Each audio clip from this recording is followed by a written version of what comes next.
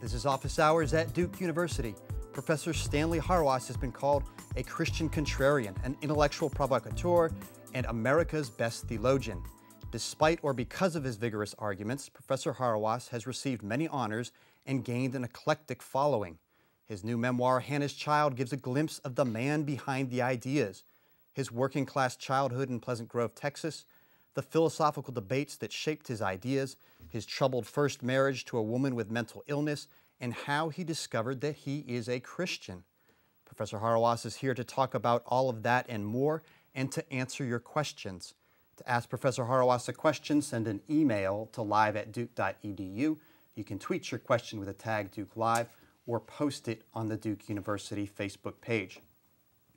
Here at Duke, Professor Hauerwas is the Gilbert T. Rowe Professor of Theological Ethics in the Divinity School. He also has an appointment at the law school. He is the author of dozens of books, most recently Hannas Child, a theologian's memoir. I'm James Todd with Duke's News Office, and Professor Hauerwas, we are here at your online office hours. And we should say, as we talk about matters of faith here, that you and I do go to the same church. Okay, let's get into the book. It's called A Theologian's Memoir. You also refer to it in the book as a theological memoir. So what's a theological memoir? I meant to call it a theological memoir because through the telling of the life, I engage in theological reflection about the life, about why it is, for example, narrative is a fundamental form of theological reflection. And so I wanted to alert readers that they're going to encounter not only my life, but how theological reflection illumines the life. I am a theologian. But when I sent it to the press, their marketing department said, oh, a theological memoir will turn people off, it won't sell as well. And so they didn't want to call it that, they just wanted to call it a memoir. And I didn't think that was truth in lending. So Paula thought about it and said, why don't you call it a theological, a theologian. Your wife. Yep, Paula, my wife, said, why don't you call it a theologian's memoir? And so I tested it out with the press and they liked that. So that's how it got called, a theologian's memoir. Okay, so it's a memoir, so there's a lot of your own biography in here, but you say that it's also about God, that you can't tell your own story without talking about God. So before we get into all the drama of your own life, what do you think that readers who pick this up might learn about God in reading about your memoir?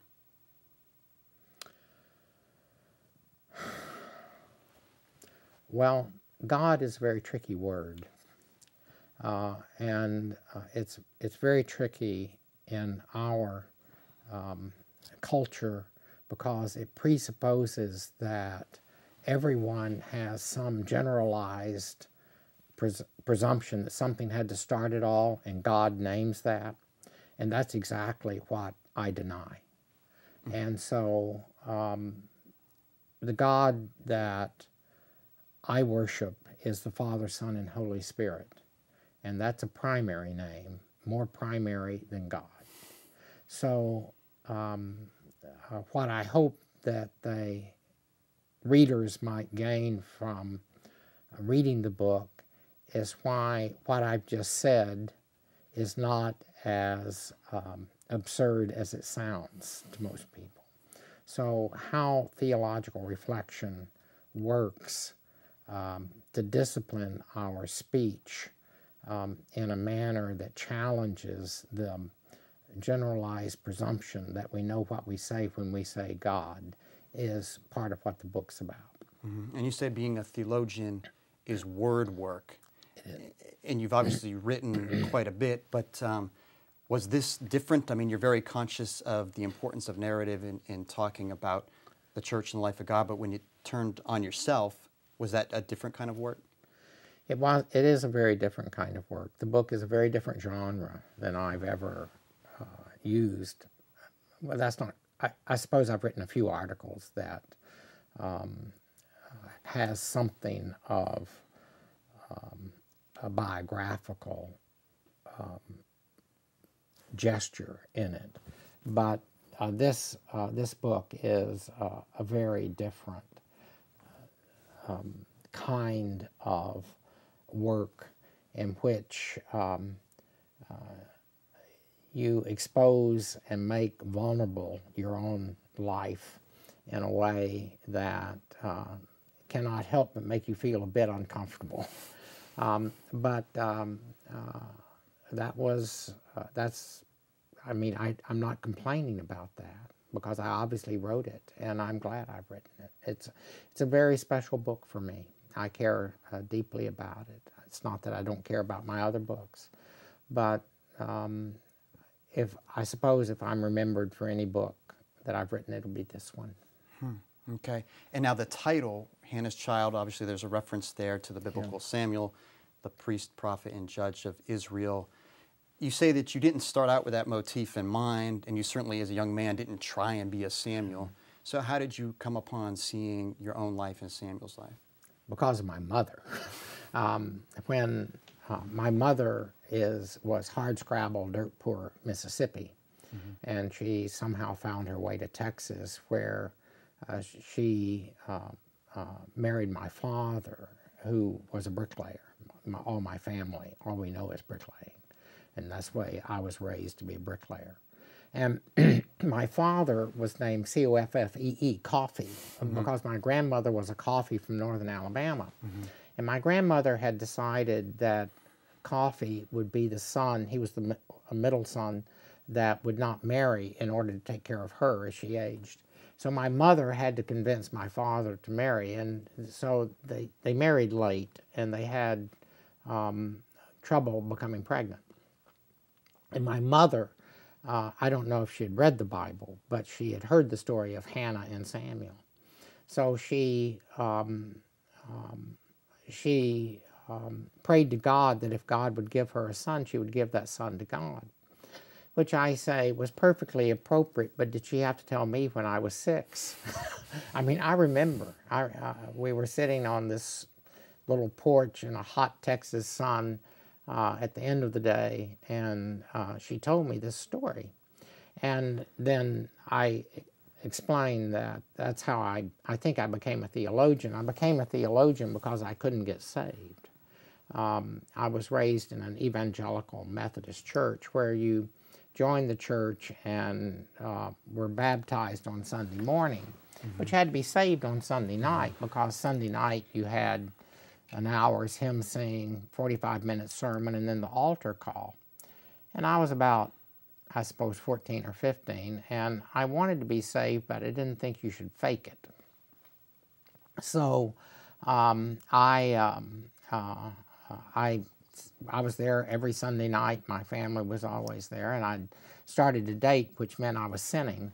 And so I thought I needed to be saved, but it just didn't happen. So some people in the church, some of the youth, were dedicating their life to God, which probably meant they were going into the ministry.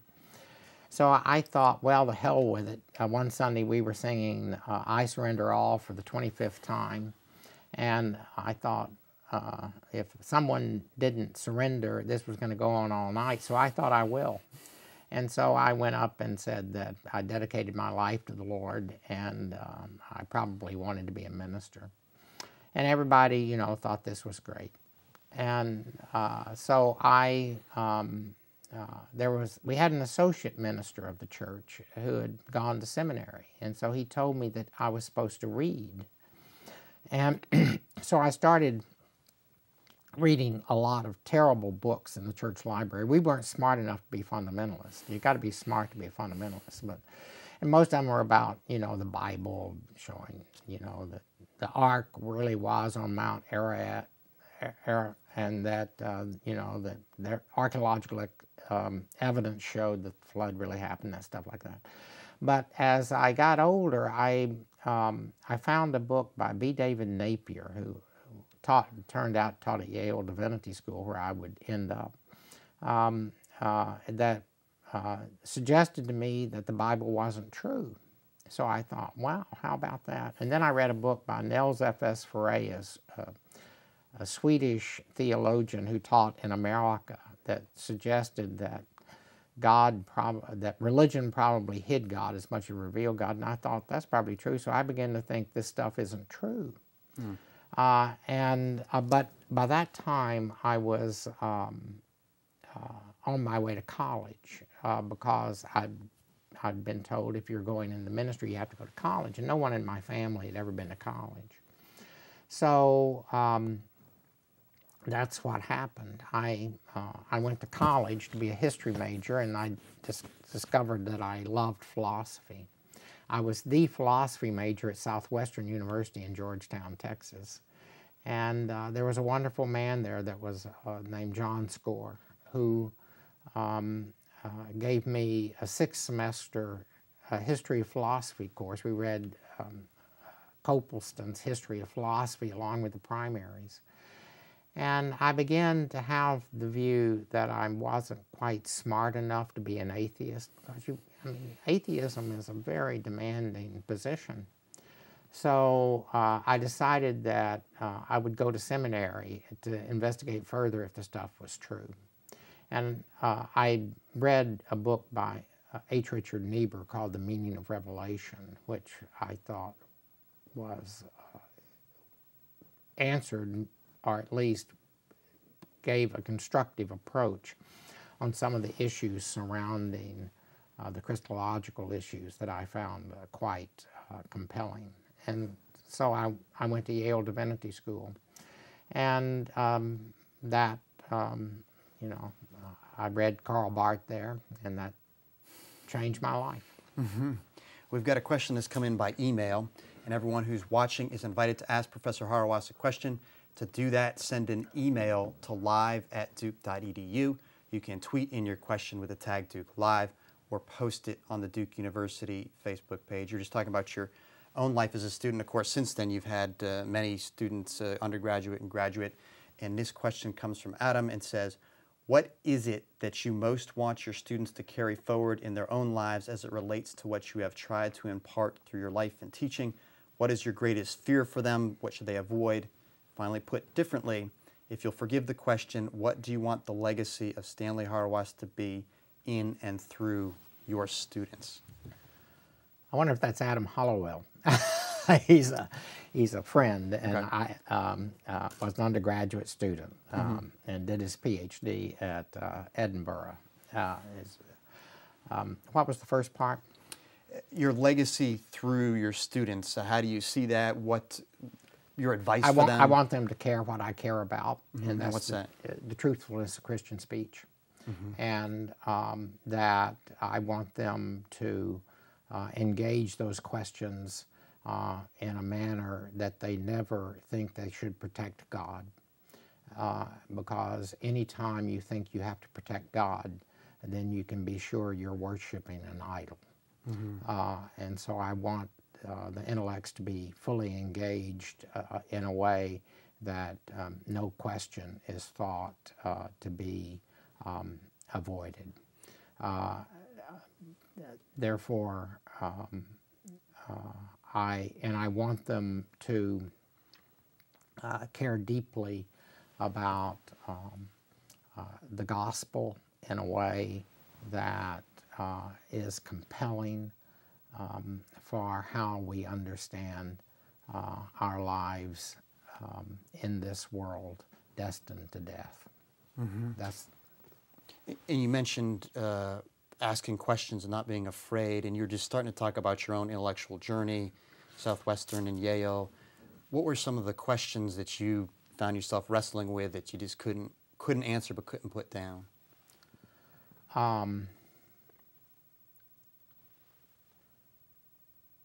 How could it possibly be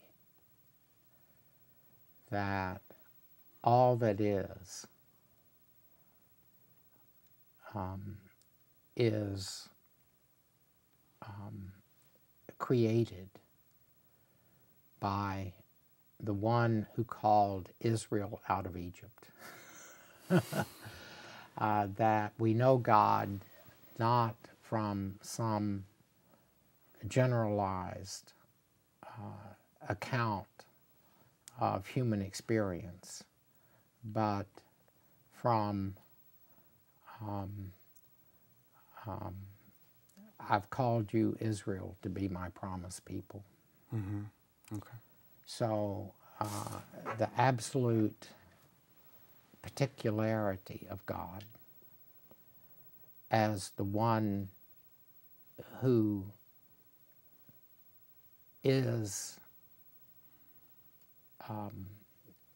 the one who brought all existence into existence is, I take it to be, the fundamental challenge to display for what theology is about.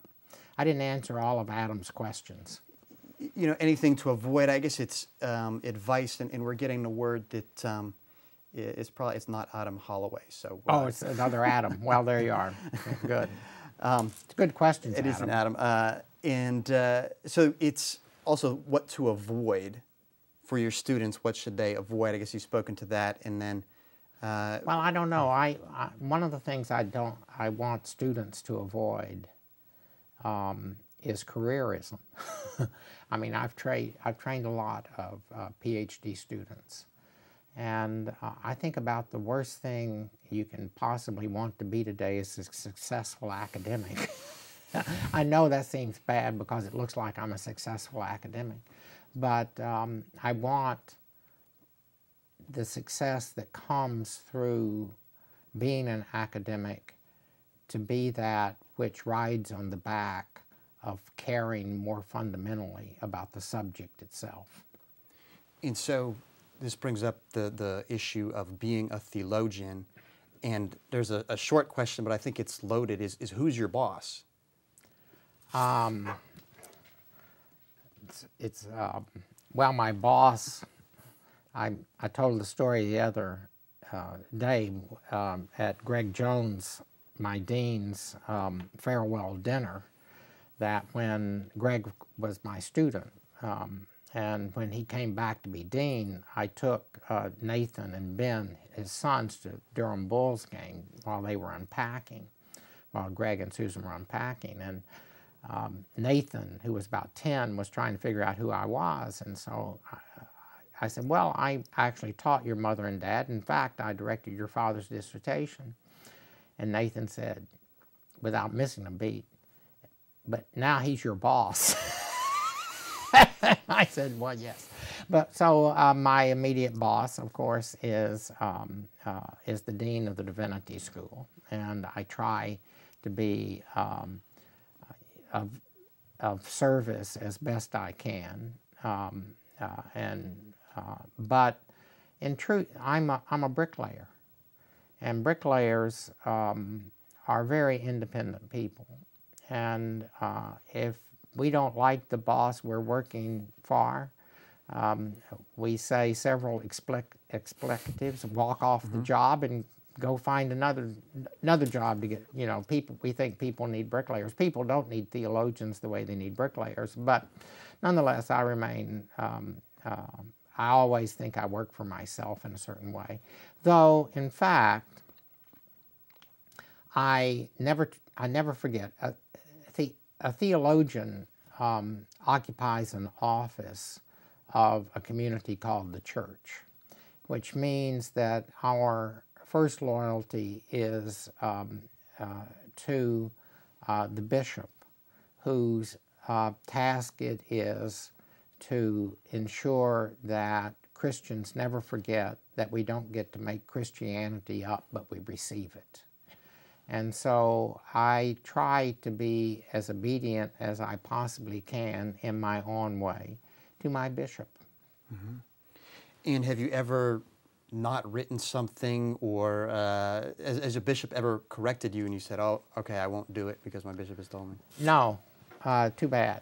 Of course, that doesn't, I mean, if a bishop actually said, you know, I think you got your Christology wrong at that point, well, I'd want to listen to the argument, and that, of course, I would have some responses in return.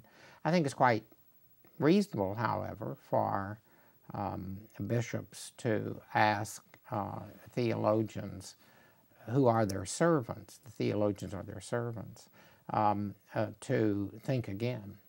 And so I would try to do that.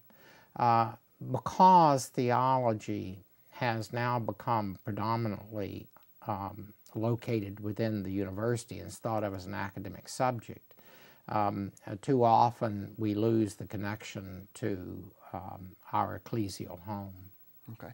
Professor Hauerwas, we have about 50 people participating in online office hours. We've made room for them all. And we've got a question that's just come in by email from Jonathan.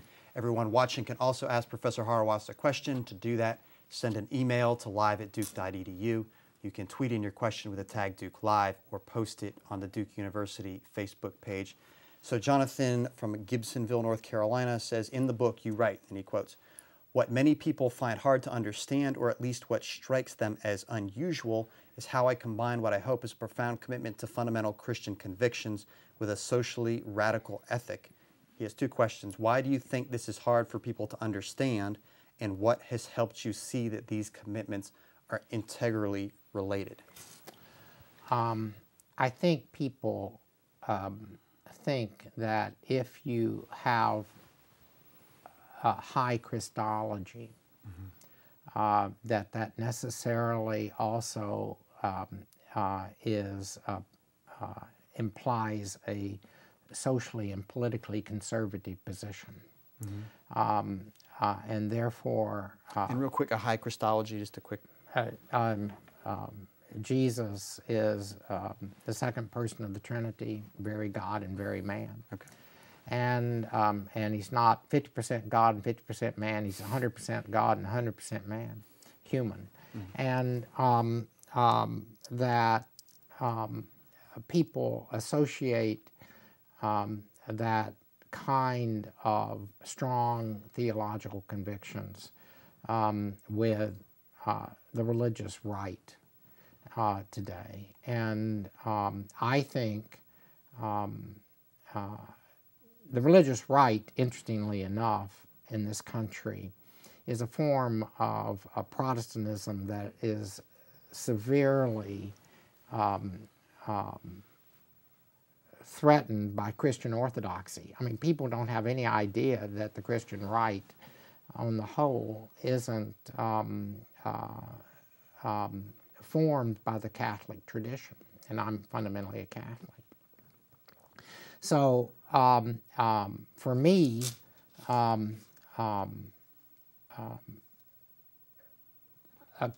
Christology commits you to the kind of Christology I represent, commits you to an account of discipleship that means Christians are in great tension with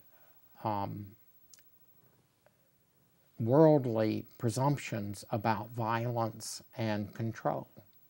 So what it means to worship a crucified Savior entails that you can't kill because God refuses to save us through killing us. And therefore, we, as worshipers of a God who would save us from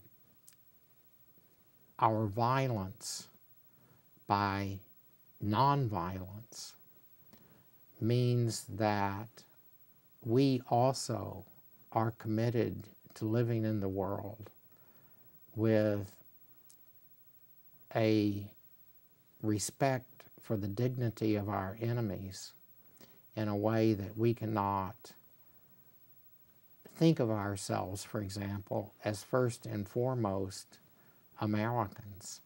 We have to first and foremost think of ourselves as Christians, which means that we're going to appear oftentimes as people that cannot be trusted with the kind of ideology that America represents. And so this is the socially radical piece, the Christian pacifism. is that for you the front and center mark of a Christian community, the pacifism? Are there other ways of being socially radical as a Christian community? Oh, I think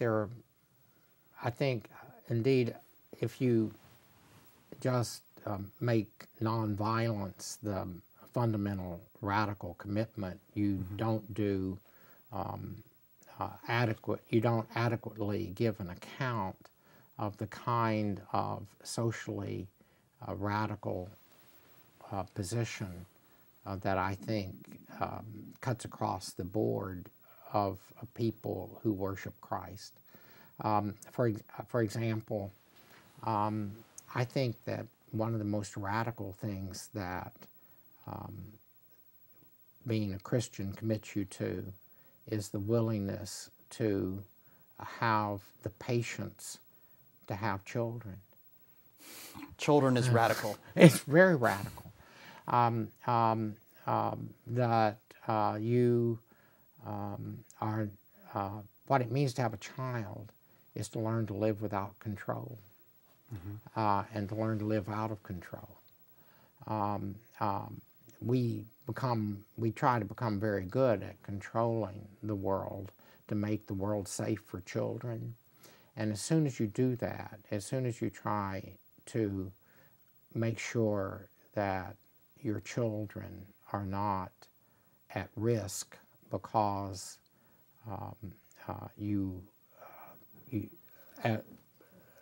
because you want to make sure they can get out of life alive, then as a matter of fact you do a disservice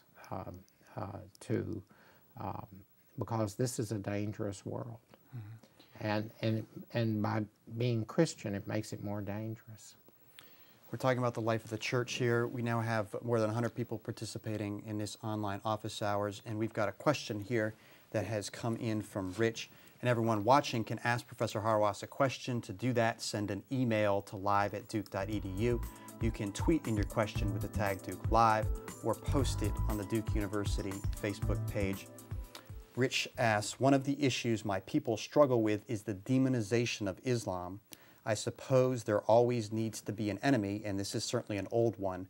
How would you speak a peaceful word to the church about Islam without falling into a universalistic statement about how there is no real difference between Christianity and Islam?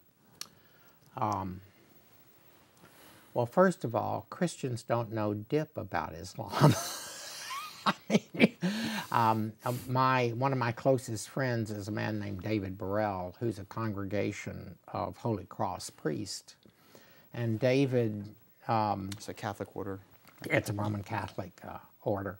And David was teaching seminarians in Bangladesh and realized that they were going to minister to within an Islamic culture and that you needed to know something about Islam. So, being David, he's a great medievalist, and people forget that Ibn Sina and Maimonides had deep influence on Aquinas. So these are Muslim scholars. Well, Maimonides is Jewish, and Ibn Sina is a Muslim. Okay. So David learned Arabic in his 50s and really became a scholar of Islamic philosophical developments. Now, what we Christians have to do is produce these kinds of people who are not just, well, when it's all said and done, aren't we all the same? No. We're different, and the differences matter in ways that we need to be articulate about, just to the extent that we can discover, because differences are very hard to find, that we can discover the differences in a way that we can learn something about what we believe. Because you really oftentimes don't know what you really believe until you discover it in relationship to a different faith. So one of the things we have to do is really start producing people like David Burrell, who will spend their lives as Christians, learning how Islamic people put the world together. And of course, Islamic people is itself a kind of overdetermined claim, because just like there are many forms of Christianity, there are many forms of Islam. What I think, I say I represent the Tonto principle of Christianity. The Lone Ranger and Tonto once found themselves surrounded by 20,000 Dakota, and the Lone Ranger looked over to Tonto and said, "What do you? This looks pretty tough, Tonto. What do you think we ought to do?" And he said, "What do you mean, we, white man?" Now, one of the things I try to do is to try to help Christians discover that the Christian we is not the American we, and I think that very much a lot of the animosity toward Islam is not Christian animosity, it's American animosity. And that gets bound up with what it means to be Christian. So part of what it would mean to have a better understanding of Islam is to free Christians from the presumption that what it means to be an American and what it means to be a Christian is pretty much coterminous.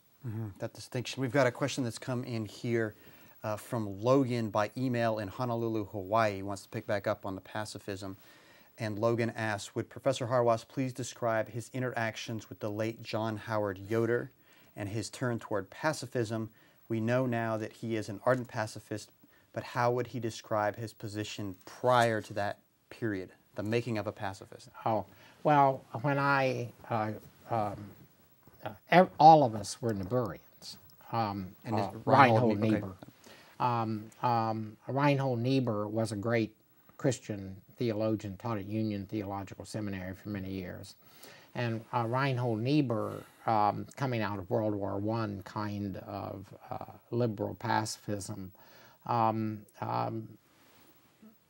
discovered that that was an invitation to illusion, and that if you, I mean, you can kind of sum Reinhold Niebuhr up as from the perspective of when he said, above the State Department door should be written, when in doubt, kill as few as possible.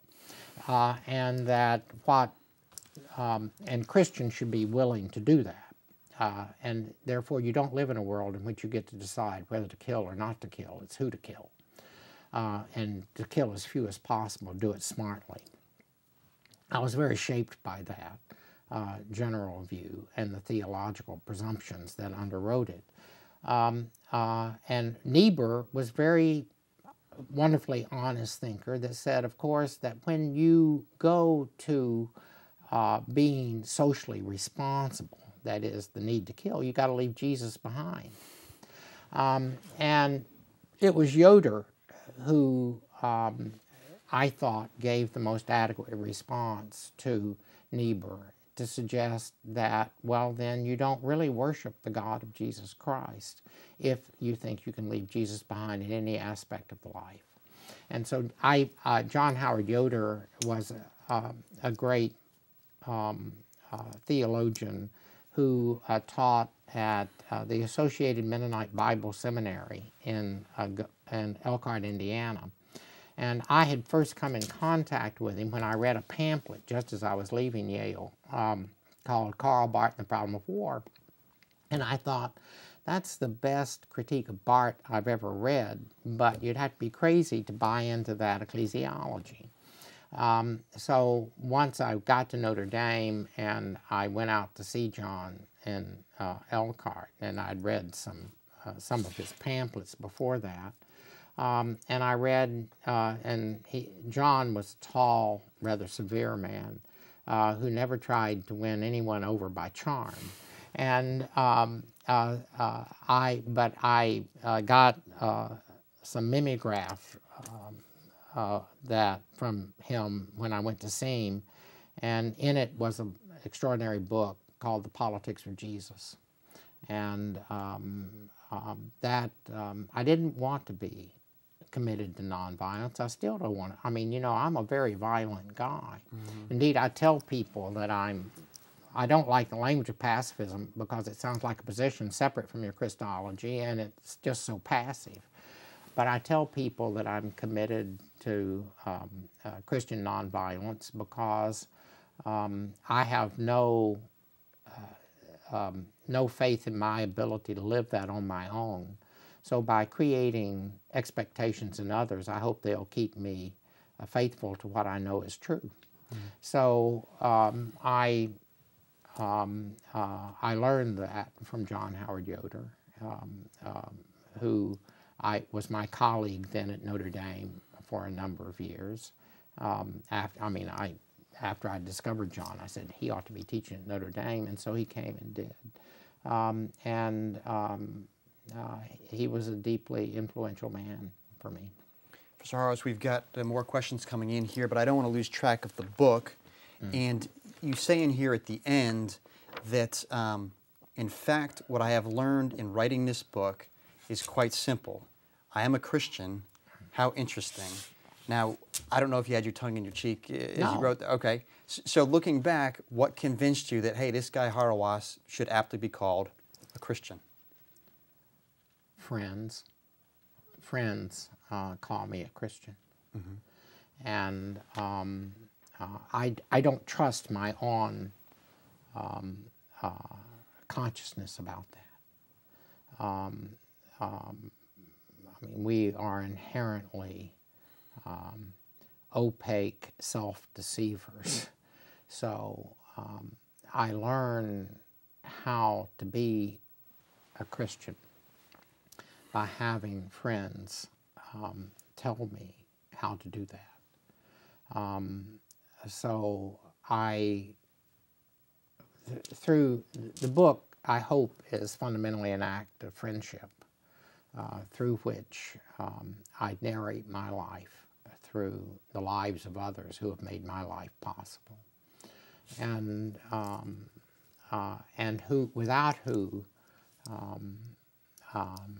I would be captured by the lies I'm more than ready to tell myself. Professor Hauerwas, we have up over 200 people participating now in online office hours here. Everyone watching is invited to ask Professor Hauerwas a question. To do that, send an email to live@duke.edu. You can tweet in your question with the tag Duke Live or post it on the Duke University Facebook page. This next question comes from a Josh, and it's a very simple, short question. He says, how should we pray? The way porcupines screw, very carefully. I find I have a little book called Prayers Plainly Spoken. When my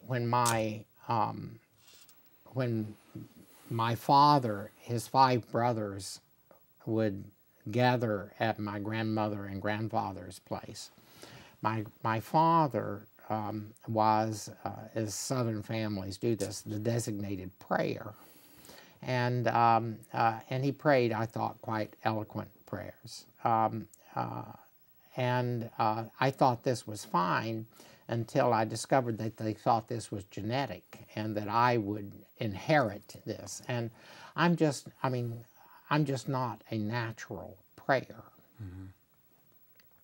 And I don't trust spontaneous prayers at all. I think to learn to pray, which is to be put in an attitude of begging in which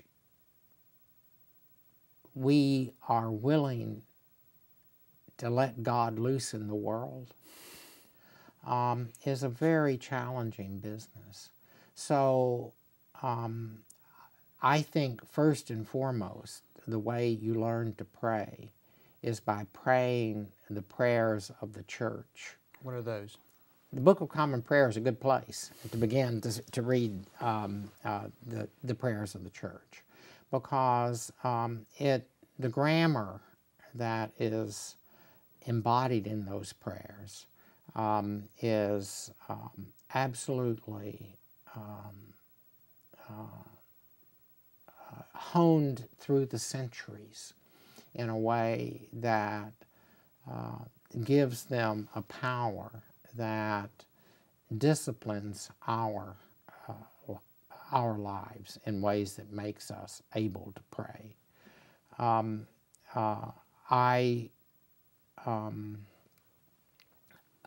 think it's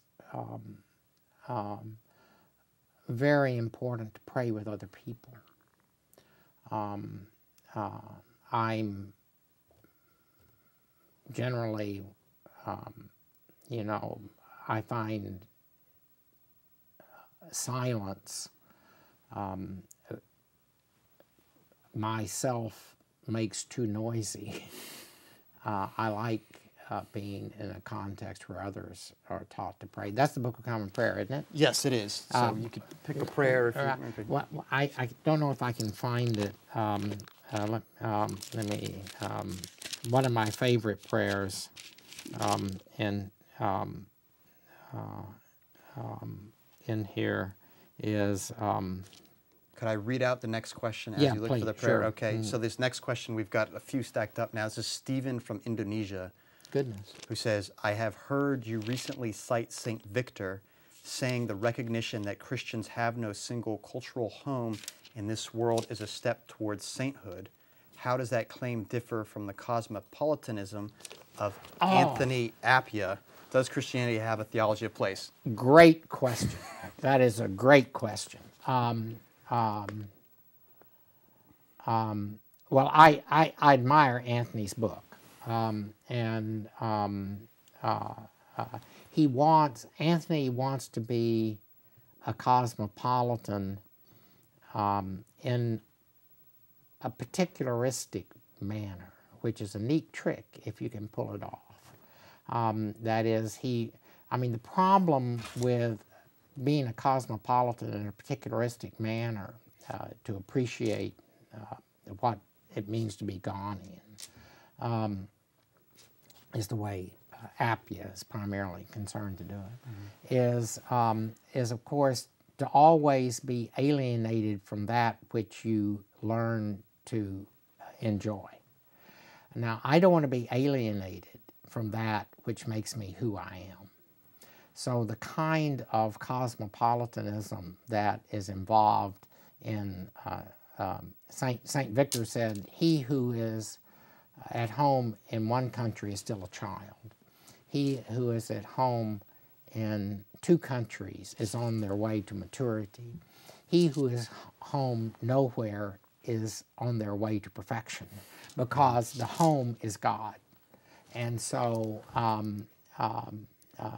but to be at home with God is a very particularistic home. And it means that you are not going to be necessarily appearing as a cosmopolitan. That is, as someone who always knows how to negotiate whatever context in which they find themselves, because they are so worldly. That I think, but that's a terrific question, as a matter of fact. You found the prayer? Or I can't. Okay. It's prayers for special occasions. I can't.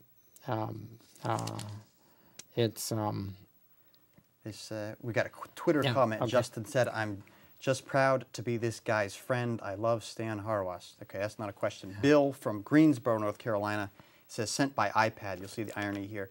How would you characterize the basic Christian understanding of theology and ecclesiology in today's shifting consumeristic culture?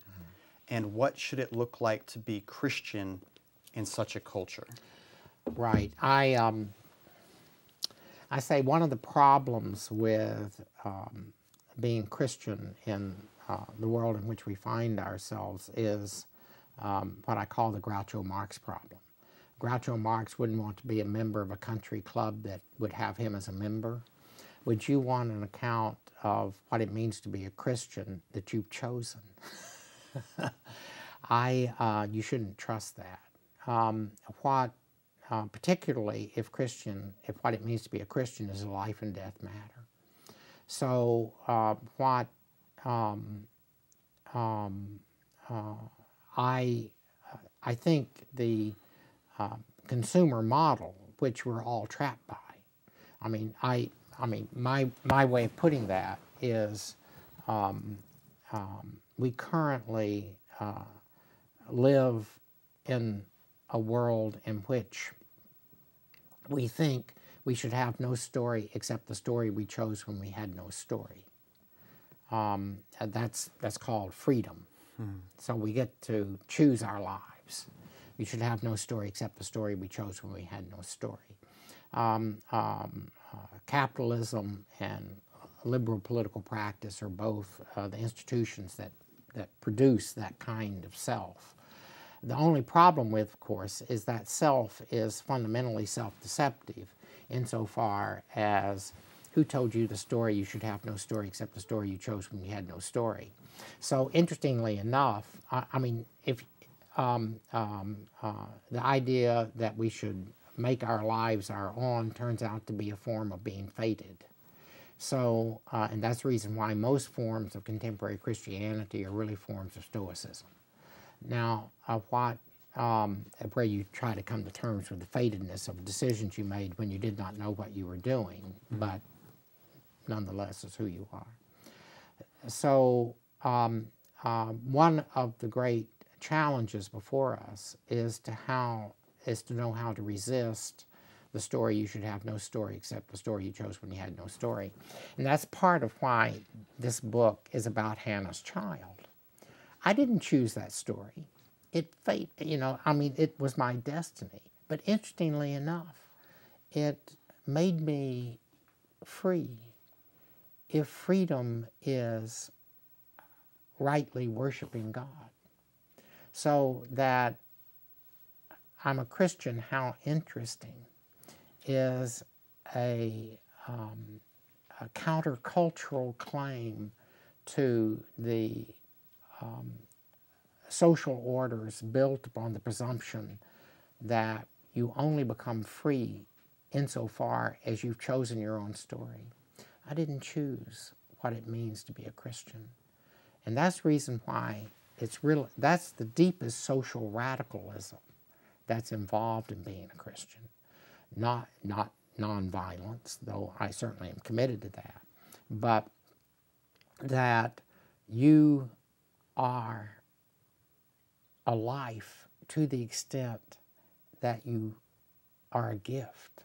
It's not that you exist to receive a gift, but your very life is gift. And that your very life is gift means that what it means to be a Christian is to learn to receive your life as gift without regret. Because to learn to receive your life as gift without regret is another name for joy. The absolute wonder at the gift that I have been given to be a good creature of a gracious God. Mm-hmm. And getting back to the book, we're talking about your book and your own life was not without struggles. And of course, you recount your first wife Anne's emerging mental illness. And you write in here that my best advice for those who find that they must learn to live with someone who is seriously mentally ill is that their first duty is to survive. Right. What did it mean for you to survive, to be a survivor in that marriage? One, I tried to remember when you live with someone, and my former wife was bipolar, and when you live with someone that's mentally ill, it's the constant temptation is to say, just get a hold of yourself. Come on, straighten yourself out. And you have to remember that that's not possible. They are in deep pain. And how to learn to be present to people who are in pain, who are also beating the hell out of you. is not easy, and you're going to need a lot of help. But one of the things about mental illness is its isolating character, because those that are mentally ill don't want other people to know they're mentally ill, and they don't want you to receive help. Now, I had to learn how to rely on others. And in particular, how to rely on intercessory prayer. Mm-hmm. I knew my life was being sustained by people praying for me. Mm-hmm. In that, but I knew I had a son to raise, mm-hmm. and but I had to survive, mm-hmm. and and by survival, I mean, you know, God has. I have happy genes, and I have energy, and I was able to survive because I had a son who was and is a wonderful human being, and also I had friends to help. And I had good work to do. Without good work to do, you couldn't. I don't know that I could have survived in that way. But and you have to learn to rely on other people. Professor Hauerwas, time is moving by quickly, but we still have a stack of questions, and I'll see how many we can get to here. So we've got a question here by email from DP. In general, what do you think the biggest challenge facing the church is today, and how would you address it? Sentimentality. The church is filled with sentimentality. I wish that we could produce interesting atheists, but we're not strong enough believers to produce interesting atheists. Instead,